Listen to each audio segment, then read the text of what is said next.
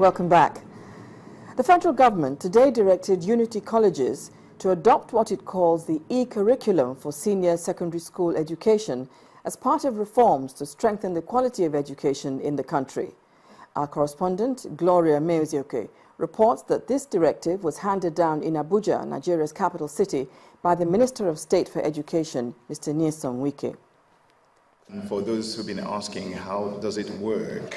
But with the introduction of the e-curriculum by the Nigerian Educational Research and Development Council through a public-private partnership, there is now easy access online to the prescribed national curriculum in all subjects offered at the senior secondary education level in Nigeria. It's an encouragement for states too, because this issue of curriculum has been a problem. They say that they cannot access the curriculum. It has been a problem for us. Each year we want to ask for funding. How do we produce and distribute them? So it's going to help the students to have access to the curriculum, know the subjects and what topics are supposed to learn. It will also help the teachers in planning their weekly, or what they call their daily lesson plans. The e-curriculum would equally tackle the problem of poor performance by candidates in public examinations conducted by the West African Examinations Council and the National Examination Council. Value to the curriculum by providing for each rubric of the curriculum, for each theme, for each sub-theme, for each subject matter, model lesson plan, model lesson note, model scheme of work, questions that are cross-cutting, model answers and so on, that will make teaching and learning inclusive and self-independent. Like the school administrator might want to know the subjects that we have for the new education system, and he doesn't have access to it. What does he need to do? He go to the portal and he can click on the subject listing that will even tell you the ones that are compulsory and the ones that are not. As a student, it takes only 300 naira to gain access to the e-curriculum, and every school can gain access for the year with just 50,000 naira. Well, this is intended to bridge every gap inhibiting the delivery of quality education in the country. Gloria Umezuki, Channels Television News.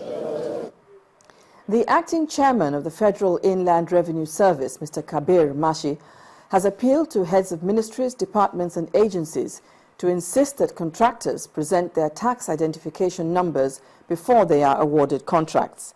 Speaking at a meeting in Abuja, Mr. Mashi also vowed to prosecute contractors who present fake tax clearance certificates.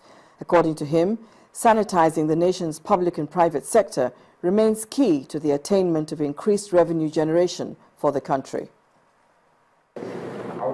Government officials and private businessmen from all walks of life gather at a forum to discuss how to improve non-oil revenue through taxation. While available statistics show that the nation's gross domestic product to tax ratio currently stands at 12%, a situation which is said to be below the standard for developing economies, the acting chairman of the Federal Inland Revenue Service promised tougher times for contractors as a step to reverse the trend.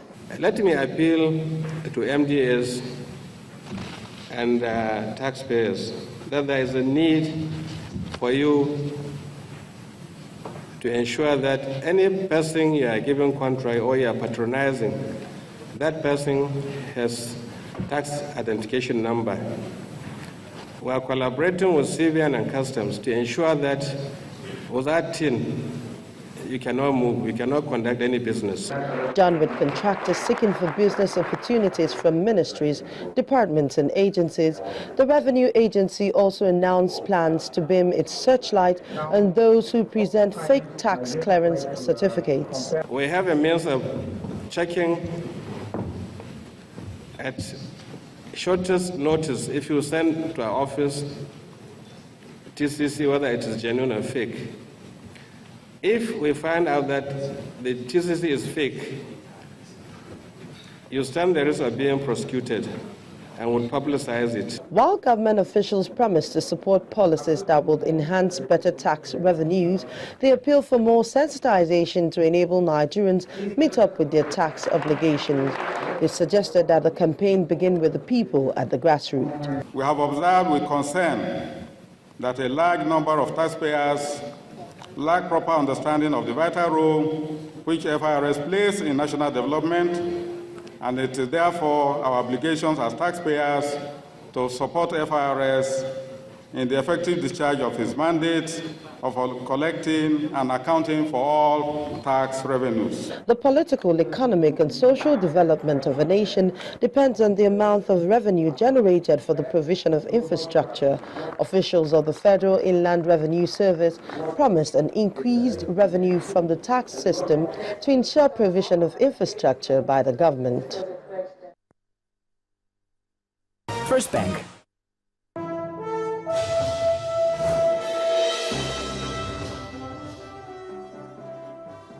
Welcome to Business News. Electric power supply should be a defining factor for any economy to grow. That's why Nigeria cannot talk about real development until her energy problems are solved.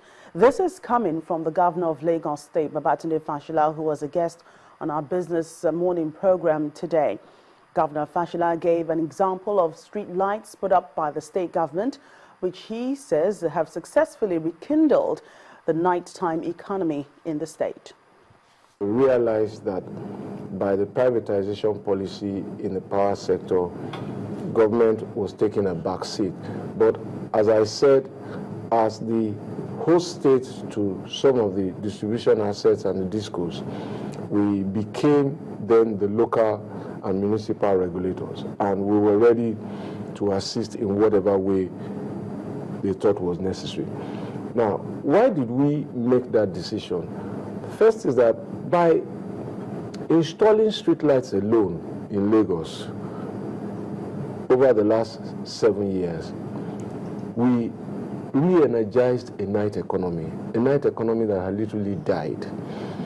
There was no pharmacy store that I can recall on any major high street that opened beyond 8 p.m. in 2007. They open now till midnight. Sometimes they run 24-hour service. The same thing with petrol stations. And everywhere you have a trading outlet, you have people, you have employment. In places like Ipaja, Bariga, Shomolu, and Obalende, where we did a cleanup, and Oshodi, the measurements that came back to us, because every project we implement, we go back and measure the impact. What we saw was that traders who closed at 7 p.m. because they were afraid people frying akara, frying dodo, and all of that, were trading late into the night. And we started monitoring their incomes and performances. You know what happened? Their income grew by 40% simply because they could trade extra hours. Lagos State Governor Babatunde Fashola. In the meantime, power supply in the country is reported to have dropped from 4,000 megawatts in January to as low as 1,939 megawatts in June, before picking up again between July and August. Well, this was one of the concerns raised by the organized private sector at a press briefing in Lagos. The national president of the Nigerian Association of Chambers of Commerce, Industry, Mines and Agriculture, Nasima, told journalists that the private sector is hopeful of a more stable power supply to help industries grow. The body also examined other issues affecting economic stability. Our correspondent, Chris Elems, reports. Members of the press are here gathered at the Secretariat of the Nigerian Association of Chambers of Commerce, Industry, Mines and Agriculture, Nasima. A review of activities in the country since the year began and how they affect members of the body is at the center of this meeting. The insecurity is becoming so alarming and is affecting business grossly. Northeast is a trade hub or a transit hub for the supply of goods and services to our neighboring countries. So we are losing that business as we talk now. The issue of power generation and its attendant challenges also attracted attention. And you are all aware that the Power Investment Summit was held in Abuja within the period, and a lot of MOUs have been signed on the development of new generation plants. Of course, to develop those mega plants needs time on planning and sourcing of financing, but we hope if the government continue with the same momentum in the near future, we'll have solution to this problem. We haven't gotten it right in the way we've started. First, the privatization has been done.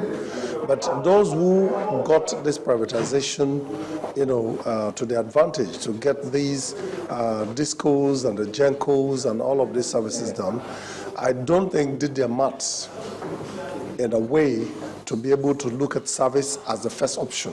While members of the association applauded the cooperation between the government and business operators in the country, they also sued for its sustenance. Chris Elems, Channels Television News. Now to the capital market. Let's join Victor Matthias for a summary of today's stock market trading.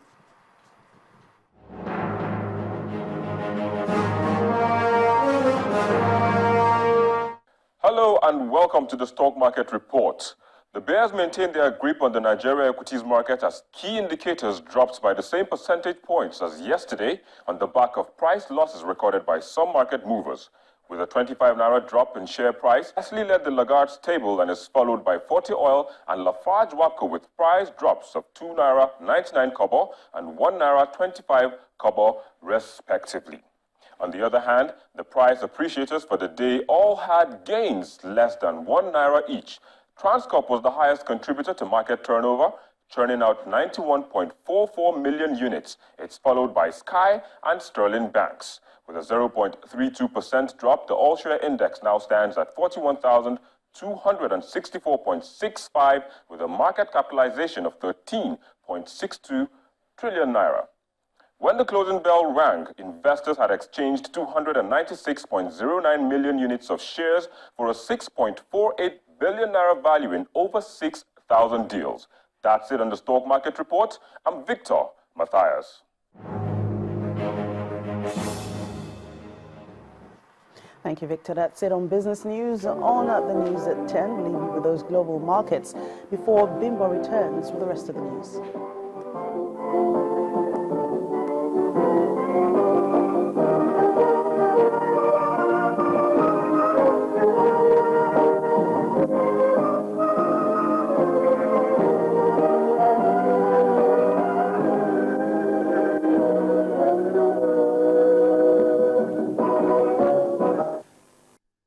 First Bank. The Niger Delta Development Commission has facilitated the opening of an eatery in Port Harcourt, the River State capital, for an ex-militant, Cyril Hart. Lily Eatery and Industrial Catering, as the place is called, is a project supported wholly by the Commission as part of its program on capacity building.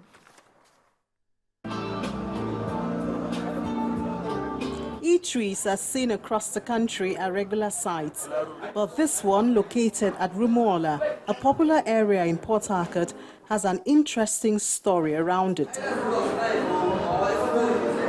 Newly opened and ready to serve the public, Lily Eatery is owned by an ex-militant, and the facility is 100% funded by the Niger Delta Development Commission, NDDC, as part of its empowerment program. This project today has been delivered and aimed to transform the lives and fortune of our dear sister, Cyril Hart. And it is our hope that the purposes for which this investment is made will definitely be fulfilled. Our own methods and pattern of empowerment, of course, is going to center on teaching our youth how to fish and not the usual handing over of fish for people to eat. An excited new business owner, Cyril Hart, shares our joy. I used to perform in NDDC. My life has changed. Yeah. That is the changes we are talking about. NDDC should try other persons to change too, so that all these rough rat and riff rat and bunkers and another will not be in Niger Delta again. Please. I'm very grateful. You can see I used my only daughter's name to open this place because God has redeemed her. I'm happy with what NDDC is doing to people around them. So as well, I advise that the youth should calm down and do what is right in the society. The NDDC is one of the federal government's initiatives aimed at empowering the South-South region and stimulating tangible development. Clearly, this is another spend that justifies their mandate.